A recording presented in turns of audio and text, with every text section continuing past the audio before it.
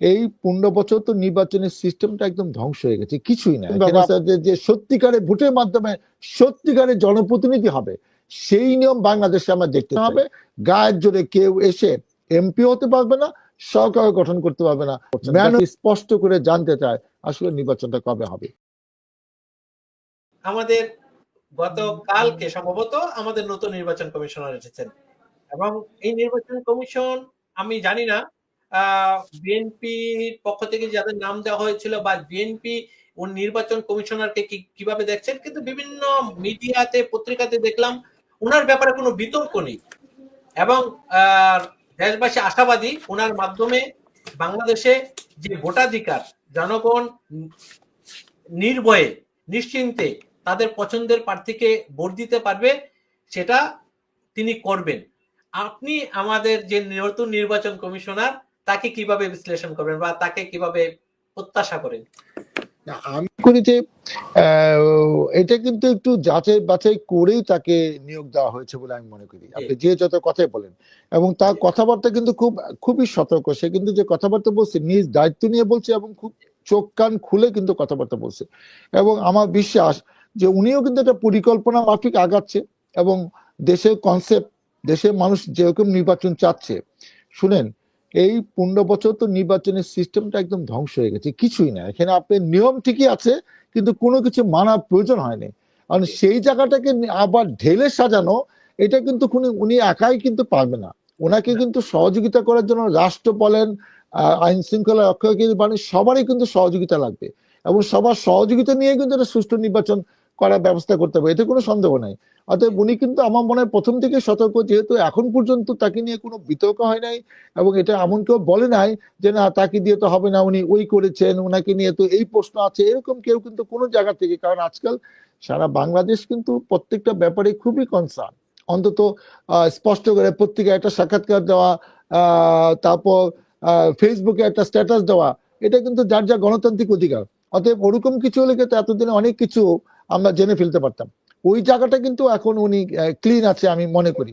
অতএব আমরা ওনার প্রতিও আস্থাশীল যে উনি এসছেন, ওনাকে আমরা সময় দিতে চাই, উনি ওনার কাজগুলা করুক, এবং করে কি কি করতে চায়। এবং একটা জিনিস মাথায় রাখতে হবে যে ঠিক আছে, জনগণ কি চাচ্ছে, ইভেন বৈষম্য ছাত্র আন্দোলনের নেতারাও নির্বাচনের ব্যাপারে তাদের কোনো কনসেপ্ট থেকে তারা তাদের মতো বলুক। পলিটিক্যাল পার্টিগুলা কি ধরনের নির্বাচন, কি ধরনের সংস্কার, স্পষ্ট তাদের একটা মতামত তারা যদি নিয়ে নেয়, যে ইভিএম নিয়ে কথা হয়েছে, যে কিসে ইভিএম, যে নির্বাচন নিয়ে আমরা প্রশ্নই ছিল না, একটা বিশেষ উদ্দেশ্যে ইভিএম কে আনা হয়েছিল, সেগুলা অকেজ হয়ে পড়ে আছে।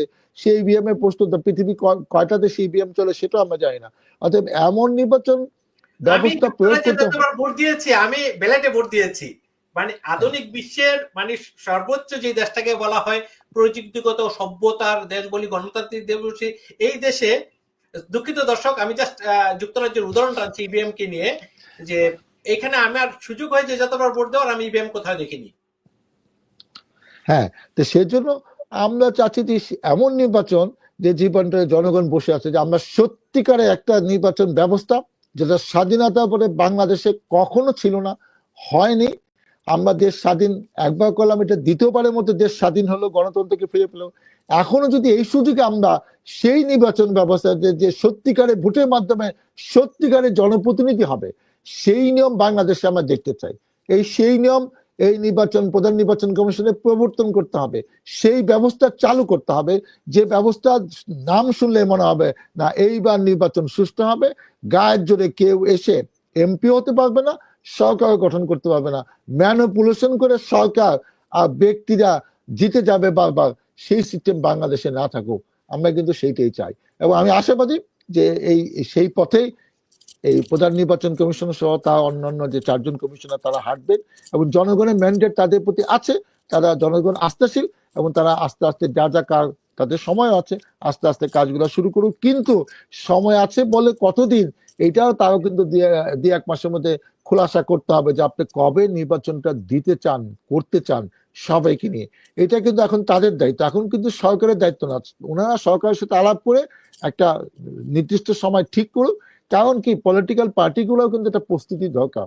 কারণ একটা বিশেষ নির্বাচন হচ্ছে দেশে, একটা বিশেষ প্রেক্ষাপটে, এবং যারা ইন্ডিভিজুয়ালও সেই দলে মনোনয়ন চাচ্ছে, দলের পক্ষে কাজ করতে চাচ্ছে, তাদেরও কিন্তু একটা প্রস্তুতি দরকার যে ওই মাসে নির্বাচনটা হবে, এর মধ্যে অনেক কাজ করতে হবে।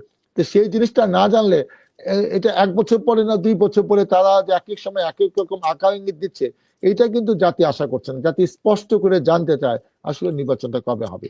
আপনারাই বলুন, ঠিক আছে, আপনাদের উপর আমাদের ম্যান্ডেট আছে, কনফিডেন্ট আছে, আপনারা বলে দেন যে এই সময় নির্বাচনটা হবে, কিন্তু একটা যৌক্তিক সময়।